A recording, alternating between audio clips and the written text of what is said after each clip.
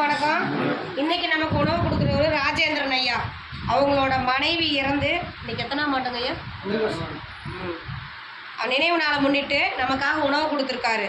அவங்க பேர் சித்தாயி அம்மா. சித்தாயி அம்மாவுடைய ஆன்மா சாந்தி அடையவும், ராஜேந்திரன் ஐயாவோட குடும்பம், தொழில், வாழ்க்கையில் அனைத்து நலனும் பெற்று வாழ நமது பாசமார்க்கட்டளை பாச முதியோர் சார்பாக இறைவன்கிட்ட ஒரு பிரார்த்தனை வச்சுக்கலாம்.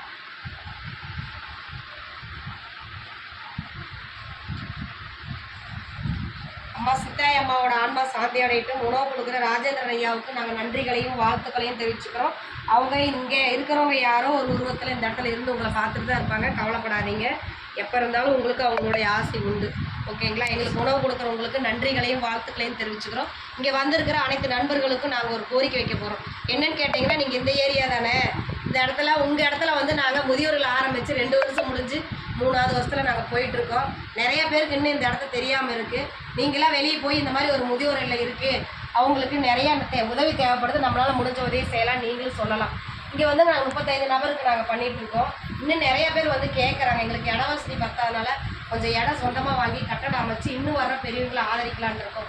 உங்களால் முடிஞ்ச உதவி எங்கள் கட்டடத்துக்கு செஞ்சு தருமாறு நாங்கள் இந்த நேரத்தில் கேட்டுக்கிறோம்.